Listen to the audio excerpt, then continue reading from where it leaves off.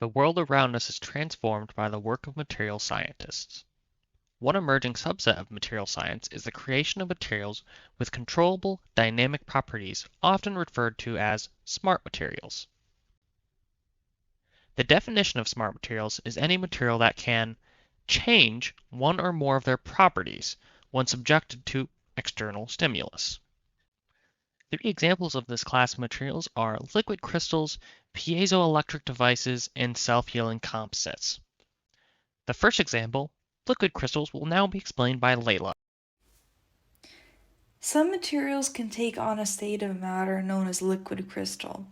Its molecules have some alignment, like a solid, but also some translational freedom, like a liquid. Typically, it occurs in materials whose molecules have a rod-like structure and are easily polarizable with the application of an electric field, causing them to orient themselves parallel to the field. This is what makes materials in the liquid crystal phase smart.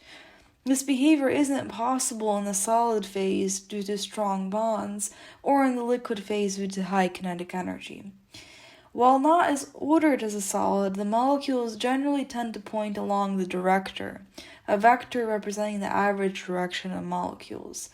This tendency to point along the director allows for anisotropy, where material properties vary with direction. And since we can control where the molecules point with an electric field, we can control a material property along a direction. Specifically, this allows for unique optical properties.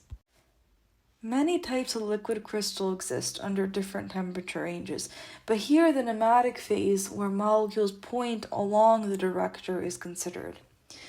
Light is an electromagnetic wave, and standard white light is made of multiple wavelengths, oscillating in any random direction. Light that is polarized is passed through a filter that allows oscillation only in a certain direction. Liquid crystals will polarize light differently depending on the direction of the director, controlling where light travels.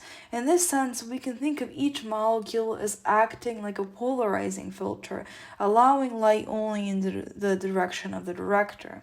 If the molecules are rotated by means of an electric field, then the direction of light can similarly be rotated and controlled.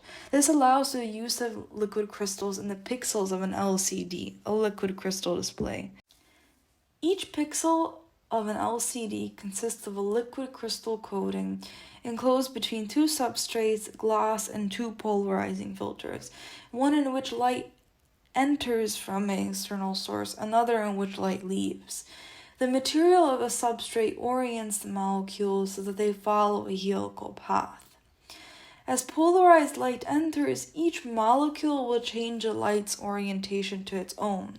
Similar to traveling through a series of polarizing filters, the light's direction will eventually rotate and become parallel to the axis of the final filter. Since the light is transmitted, the pixel will light up. However, if we apply an electric field, the molecules will untwist, orienting themselves with the direction of the field. Now the light is similarly not twisted, and it retains its original direction perpendicular to the final filter. No light is transmitted, and the pixel remains opaque. Thank you, Leila. Next up are piezoelectric devices by me. The piezoelectric effect is the creation of an electrical current from the application of stress. This effect allows the creation of precise movement devices, sensors, and the production of electricity. On a broad scale, a piezoelectric device will deform with the application of current or create a current when stressed in a reversible and repeatable manner. This effect occurs from a lack of inversion symmetry on the unit cell level of a material. For example, lead titanite, a common but unfortunately toxic piezoelectric material, has a face-centered cubic structure at high temperatures. However, below its Curie temp, it takes on a tetragonal structure that is not perfectly symmetrical. This lack of symmetry results in one side of the unit cell being more positively charged while the opposite side is more negatively charged. All piezoelectric materials have an unsymmetrical unit cell, creating a multitude of unaligned dipole moments. Before a piezoelectric device can exhibit a strong piezo effect, the dipoles must become aligned. This polarization is achieved by a process called poling. After poling, the dipoles stay mostly aligned but have no net surface charge. Once deformed, the dipoles shift to produce a current, or when provided with a current, the dipoles shifting creates a change in the overall dimensions of the material. Piezoelectric devices have an exciting future as they can solve complex engineering problems. For instance, the mirrors of space-based telescopes must be controlled incredibly accurately. Piezo actuators are capable of just that. Another example is how to produce electricity within clothing from everyday movements for wearable technology. Piezo textiles can fulfill this role.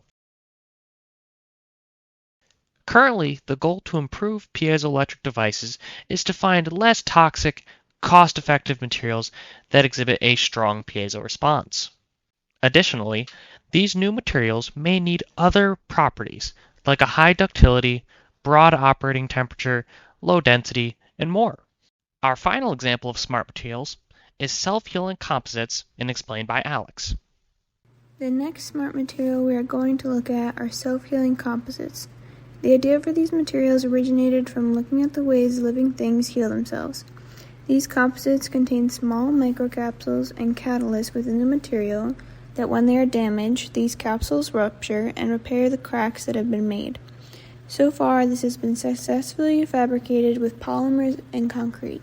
Here is a simple representation of how these composites work. The blue dots represent the microcapsules within the material. The yellow dots represent the catalysts. Once the crack forms, this damages these microcapsules and spills the material inside, which is usually a resin. This material fills in the crack and then polymerizes with the help of the catalysts to repair the damage that has been made. The capsules and catalysts must be incorporated into the material during fabrication. The reason this has only been successful with polymers so far is because of their structure. As you can see in the top right, the hydrocarbons can easily attach to the end of the chain through polymerization. This is how the material spills out of the capsule and fills the space of the crack. The biggest considerations are how these capsules change the properties of the material and how strong the new material in the crack is. So far, they have achieved 75 to 90% of the original strength of the material covered. This is currently used in dental practices, plastics, and concrete. A limit of the current process is not enough healing agent can be contained within the capsules without drastically changing the properties of the material.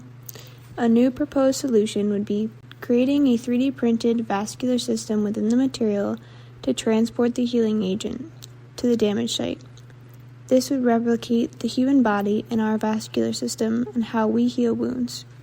The challenges with advancing this research are creating sufficient tests to cause the material to replicate gradual failure over time, and again balancing the pros and cons of the concentration of capsules, the healing capabilities, and sustaining the original material properties.